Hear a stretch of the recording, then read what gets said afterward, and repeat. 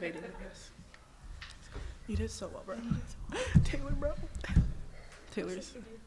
I think it was Taylor.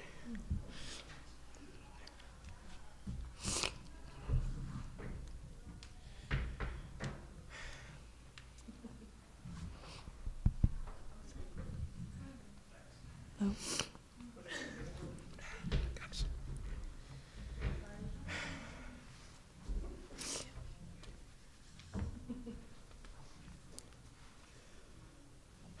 Let's see. I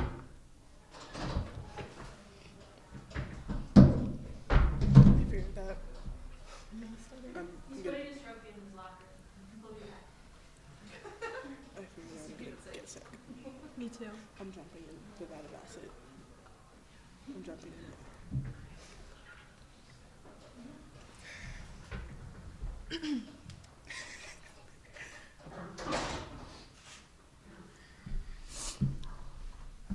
Please welcome Florida State head coach Brian Pensky and his two players, sophomore forward Brianna Hudson and freshman goalkeeper Kate O'Keen.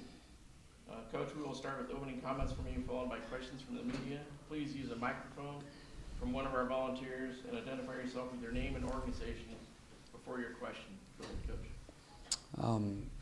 Congratulations to our players.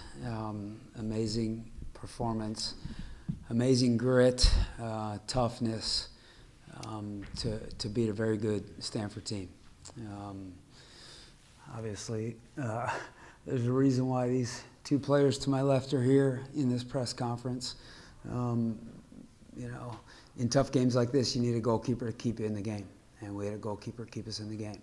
And then you need to find a way to put a ball in the back of the net, and obviously Rihanna did that, and just so elated for our team and the toughness and resilience that grew within this group over the course of the fall, and their elation says it all. So very, very happy right now. Any questions? Daniel Sperry with the Kansas City Star. Coach, your goalkeeper there made two incredible saves, I think, within the first 5 minutes there to keep Stanford from going up. How much did that kind of set the tone, I think, for your team to kind of dig in and get into that fight for as long as you guys were in it for the game? Yeah, obviously big moments to keep us in the game, right? And Kate is in the goal because she's a phenomenal shot stopper, right? And at the end of the day, goalkeeper's job is to keep the ball out of the back of the net, and Kate does that really, really well. And our team loves Kate, right? She's a vivacious personality, right? And I don't know why, but they call her Papa, okay? And Papa turned 19 yesterday, and so there's a big celebration for her birthday. But our team loves her, and so when the combination of loving her like that and then her making big plays, it does energize the group, and obviously, most importantly, kept us in the game. For you, I know you made it. Obviously, you were part of all those saves. I think it was 9 on the night. What stuck out to you in your head to maybe kind of trying to keep calm and cool through a moment and a match as big as this, kind of this early in your career? It was definitely a tough match, and Stanford is a phenomenal team, and I think what kept us calm is just all of us being together, and that communication on the field meant so much to everyone. And even though maybe we didn't have all the possession the whole game, we still came out on top because we were together, and I think ultimately that's the biggest deal. And with the shots, I think just staying calm really helped, and believing in my team. Rihanna, both of your goals kind of came in this same fashion in these two games here, that finding your space at the back post and finishing. How did you see that whole play unfurling and kind of figuring out when to time your run with the way that ball was played over to your teammate there on the right-hand side? I guess in the moment, I just saw Taylor, fighting to get the ball out wide, and I just have so much trust in her because she is a phenomenal playmaker. So I thought, I had to be somewhere where I could, at least try. And, she did get the ball across, and I got the goals, thankfully, for her. But, yeah, it's just, me trusting her because I know she's going to do things. Victor Long from Top Florida Soccer. Coach, I'll start with you.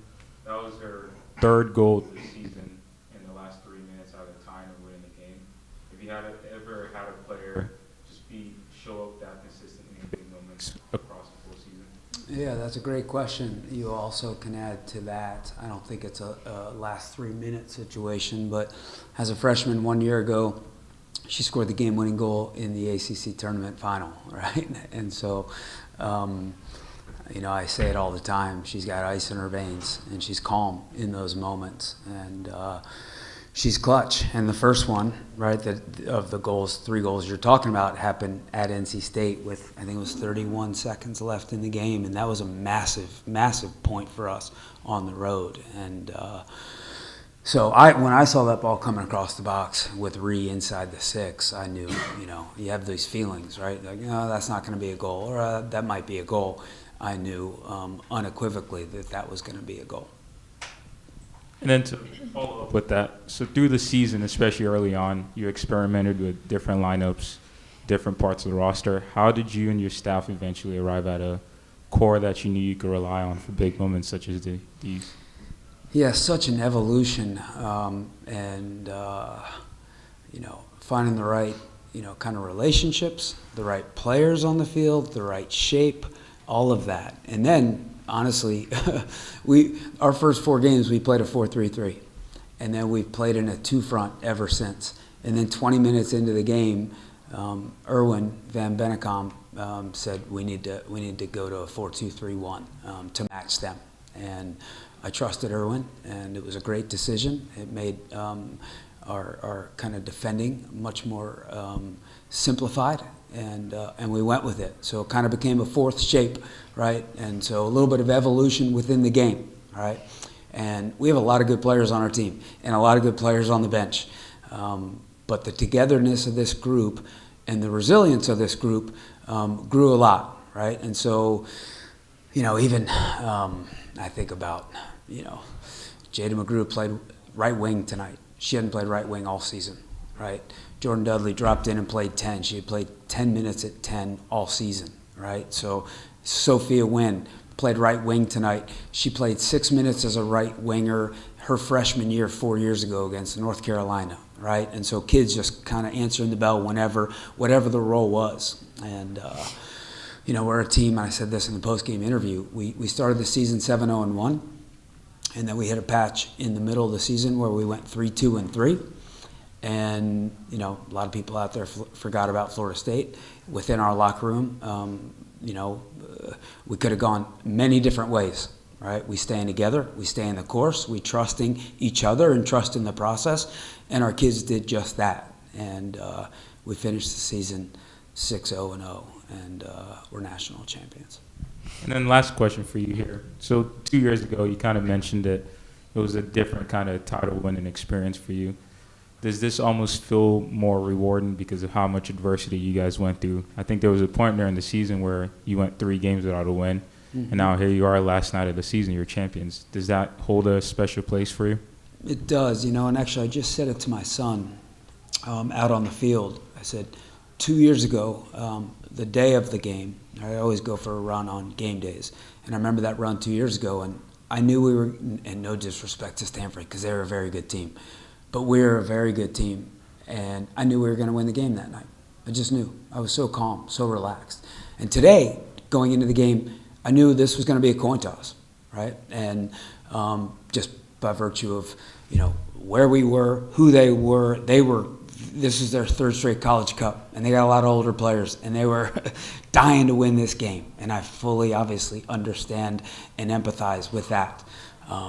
But the way we have grown over the course of the year, and the togetherness, right, and the energy, and the relationships within this team allowed tonight to happen the way it did. And so I didn't know. This morning I didn't know and I thought about it. Am I going to be in the losing press conference or the winning press conference, right? I truly didn't know, whereas 2 years ago I had a really, really good feeling. So, and you saw it in our players. They didn't know. And so they're just true, utter elation. It's literally priceless. Thank you, and congrats again. Thank you. Kate and Rihanna, what do you think it says about this program and what it makes this program so special that you two are, some of the younger players weren't on that 2023 team, but are up here celebrating today? Well, I think it's just like our team's constant work ethic and like willingness to fight. Like we do go through like a lot of hard times during that game, but like I don't think any one of us ever truly gave up, and we just kept on pushing and pushing. So just like knowing that you can like rely on your teammates throughout the whole entire game and like not think that they like we're gonna lose or anything like that, then just keep on fighting. It's just like it's very encouraging to say. I think to add on to that, I think we have amazing team culture on this team. Like, we're all best friends. And, I think that's what really gets you through the hard times. There's, like Brianna said, there's going to be hard times on the field, but, this team has each other's back. And I think that's what really helped us get the win tonight, is being together. And that was a big thing. Kind of like through that tough time in our season we had, Brian had a big talk with us. And the main thing was just being together and being there for each other. Sorry, me again. Both of you could just kind of maybe what it means to win a national championship, but also this is a stadium that was built specifically for women's sports. I don't know if that struck you, if you hadn't seen the Title IX words on the wall as you guys walk out on the field, but what's your experience been like playing here and kind of getting that experience over this last weekend? It's absolutely amazing, and it's amazing to see how the women's game is growing now that there's a stadium for women's soccer. Is absolutely insane, and I'm just so grateful that we got to play here, and NCAA held this here, and yeah, it's an unreal feeling that we won this, but it's amazing. Yeah, I have to agree with her. As soon as I stepped out on this field, like, you can just picture all the other amazing women who've played on this field, like the Casey Turn team. Like, it's just completely like unreal, honestly, that we got to like play on and win on this field. So I'm truly grateful. And then have you played in a colder game in your careers? I have personally. I'm from Utah, so Yeah, we've got a Rochester, New York girl and a Utah girl here. I've So played this is in nothing. blizzards, No, but actually wasn't too bad tonight. I have to say Florida weather has spoiled me a bit. But yeah, Definitely. coming Very back to my grateful roots. to be in Florida. Yeah, Thank you. Congrats. thank you. Any other questions? So Kate, you kind of see the whole game from back there. What do you think was the difference from the first half to the second half? Because it really felt like you guys came out stronger in the second half. I think another like big word we use in the locker room is just being animals. I think, first half I think we still played well, but during halftime, big talk was pick up our intensity and just be animals on the field and get in Stanford's face, and it worked out great. And I think that's what we did so well in the second half, just being strong and brave and animals. Yeah, I mean, Kate made 9 saves, right? And that was a team that came into the College Cup, I think, scoring 6 goals, and 7 goals in their 3 games coming into the College Cup, right? And Duke played them very well, right? Only gave up the 1 goal on a set piece. And Kate made 9 saves to shut them out. And they had not been shut out since their other loss this season, which was to UCLA back in, early September. And so that's 3 months, right, where they, hadn't gone without scoring. And again, we in that 3-2-3 stretch in the middle of the season, we gave up 4 goals to Notre Dame. We gave up 2 goals to these guys. We gave up 2 goals to Virginia. We gave up 2 goals to Cal, right? We needed to toughen up, right, and tighten up and get better, right? And we talked a lot about individual responsibility. And we always knew that goals would come. Eventually goals would come, right? We needed to defend, and goalkeepers needed to make plays. And that's what's so cool about the story of this team, the evolution, and, coming out on top. And Coach, you talked in the last press conference about being quiet leaders sometimes. What were your thoughts on the leadership this game?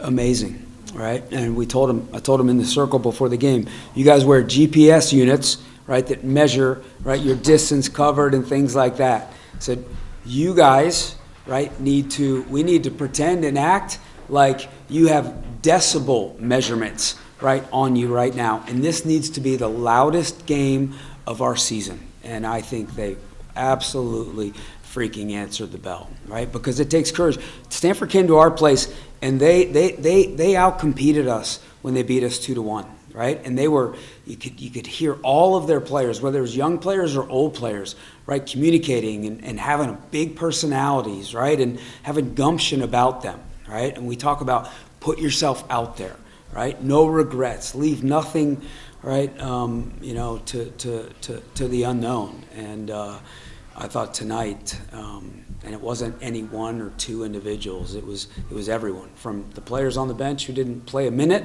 to every single player on the field. And I saw them, right, on moments, right? And a couple times they were yelling at each other, because, a little bit of disorganization and things like that. But that's okay. They're trying to solve things, right? They're trying to sort things out, right? Nothing's ever personal. We talk about it all the time. All we're trying to do with each player is get better, and we're trying to win trophies. Nothing is ever personal.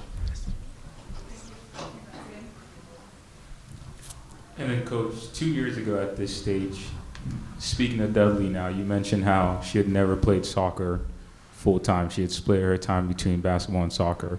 In that season, she kind of played off the last line, scored a ton of goals. But this year, she's really shined as a playmaker. What part of her game do you think has grown the most now that she's been able to focus on just soccer with such a great program? Yeah, I think she's just become exactly what you said, a real complete player.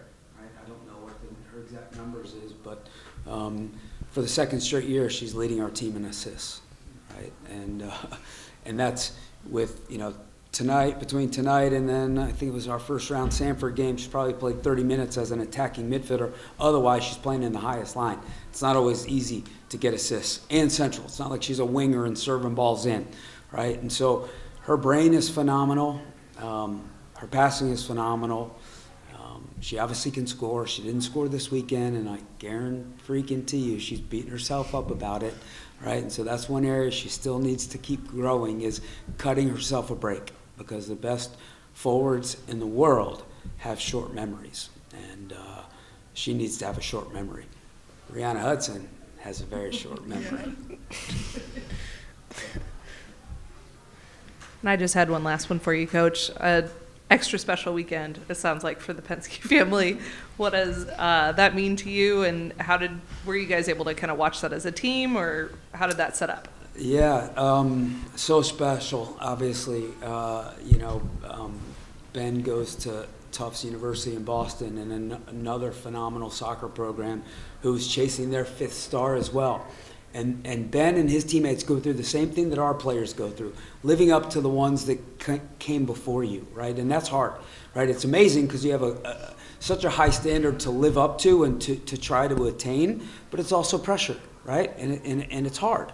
And so they got their 5th yesterday on a tying goal with 4 seconds left. I was alone in my room. I didn't want to be with anybody, right? I was alone in my room. I did not know at the time. I had a text message written on my phone to Ben that said, "Sorry, I love you." And I was just waiting to hit send on the text, and they tied the game with 4 seconds left, right? And then when they scored, my phone started blowing up from my staff and my coaching staff, coaches, and then other staff members who were down in our team room, and there were like 10 girls, and Frankie, our equipment guy, supposedly they're all running around the place downstairs going nuts for Ben. And like that is so touching, and that means so much, right? That they would care. Because I didn't tell them about Ben. I don't talk about my family to them, because it's never about me or anything. So the fact that they cared to watch was really, really special. And he flew in today, and everyone that saw him was so quick to say, "Congrats, Ben, congrats. We're going to do it like you tonight." So really, really priceless and special for obviously us personally, but for both programs to add the 5th star. Any more questions? Congratulations, Coach. Players. All right. Thank you, guys.